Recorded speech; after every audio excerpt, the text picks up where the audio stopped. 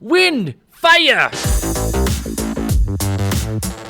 Hey everyone, welcome to Permission to Game. I'm Evan, and if you are joining us for the first time, do me a favor, hit that subscribe button below and notification bell up in that corner. I do appreciate it. Let's move on from there. Here at Permission to Game, we love to give back to the community. In fact, we are here to help Kaylin Townsend raise $50,000 for the Leukemia Lymphoma Society.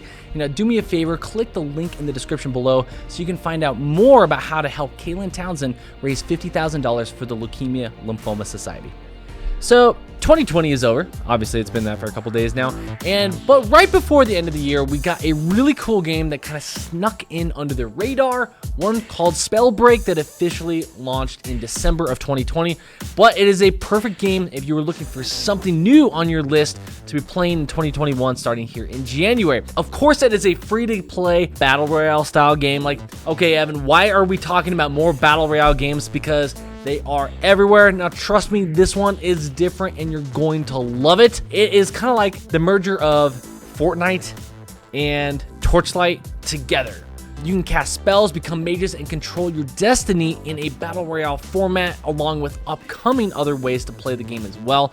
And it just makes a more fun, exciting, different experience for those of you that do like Battle Royale but want something new in your life. Now, unlike Fortnite and other Battle Royales out there, it is not a military-style shooter with guns and scopes and awesome, cool things that you can do there. No, you literally use magic and powers and abilities based off of Earth elementals to control and battle your way through the game in a Battle Royale format to see who's last on the board. So you want to become the ultimate mage here in Spellbreak. Spellbreak is a magic-based Battle Royale game, thus the gameplay elements itself include aspects of the popular Battle Royale games out there on the market today. You play as a breaker, which is basically what your character is, a Battlemage tapping into the powers of the forbidden magic within the ancient gauntlets and various elements. Now, the reason I mentioned gauntlets here is because that's how you actually utilize your powers throughout the game. When you launch, like in Fortnite, when you start the game, you start in a staging area where everybody just gets to run around, kind of punch each other, hit each other, grab guns, things, and so forth.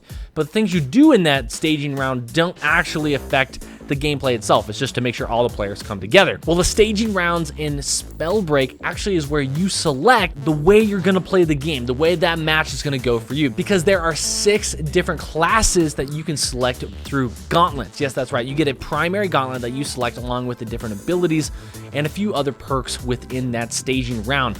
Once you've collected everything you need and the game starts, you get to select on the map where you drop. There's no floating bus that goes across the map. There's actually selection points that you can select and drop right in and be ready to go. Super simple, super fun. Spellbreak's combat centers around different classes for each mage and allows them to master certain elements. So I'm going to go over here the different classes in a second, but that is pretty cool to know. There are many synergies between the elements you discover along with the ones you combine to meld together for unique powers and unique abilities. Once you start the match off and you've selected your element that you're going to play as, everybody starts off in kind of like a phase 1. Now, there are 4 different phases that you kind of move through within the game as essentially the cloud, the ring of the world, the spell cloud, or whatever they call it, the Spellstorm, as it closes in around you.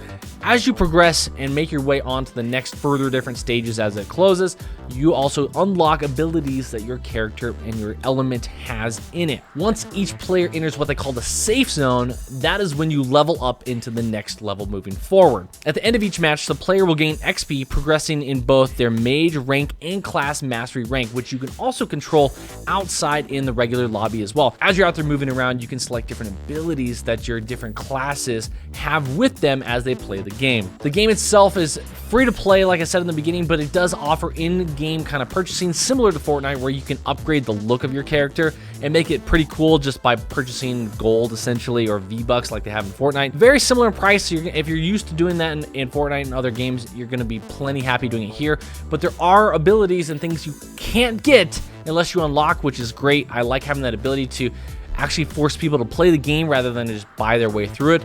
Unfortunately, buying all these things doesn't do anything to actually affect your gameplay. It really does come down to your skill, so there is the added benefit there. Now, the 6 different classes you need to be aware of are as follows. Frostborn is the first one. That's your ice class or water class. You manipulate ice in several different fashions. Conduit, which is a lightning-based class. You conjure up different lightning bolts. You can shoot them out of your hands. And there's the Promancer class. Now, that one involves fire and the manipulation of that fire to then take down your enemies. You have also the Toxologist, which is exactly what it says. It's toxic. You literally launch these like green toxic things at people. And the cool part is the spells that you cast when you're a toxic player kind of linger as well, adding both damage to your player that you have attacked and damage to you if you're not careful as well. There's also the Stone Shapers. Those are the earth-based class where they can manipulate the rock essentially and throw it around. And the Tempest class, which is wind. You gotta manipulate the air and kind of fly, which is actually really cool. Now, each class has different forms of utilizing the powers within. 2 of them, to be precise. There's spells and there's sorcery. Now, within that, spells don't have a cooldown period, but you have something called mana, which you have to earn up throughout the game and actually go find. And that itself does kind of regenerate, but it does take time. Now, it uses up that mana ability. Unlike that, sorcery, you don't have any sort of like mana recharge that is associated with it, but it does have a cooldown period once you use your sorcery power. Now, honestly, this game is great. The graphics are very similar to what we're seeing a lot of Battle Royale right now. Very cartoony, but at the same time, not like overdone. It's still fun to play. It reminds me a lot of Zelda Breath of the Wild. A lot of games are going that route with the whole outlined kind of look. It looks flat, but it's 3D, but it's still fun to play. There's a few downsides though. I wish the world was a little bit bigger. Now, obviously, being a brand new game, they're going to expand upon it, so I'm pretty excited to see. The only thing I don't like, and this applies to almost all Battle Royales, is I don't like that there's only one map that you have to play for the entire season. I prefer the style where it's like, what map am I going to go to, or the next round, is it going to put me in a different map? Can I do kind of like a shuffle thing? I'm not going to know what I get landed in. I don't like that you plan to play in the same environment every single time you log in. Now, definitely one you're going to want to check out. Free to play, so why not to get out there, have fun with it? Tell me what you guys think in the comments below, and I'll see you guys on another episode of Permission to Game. Beginning, as always, I'm Evan. Peace out.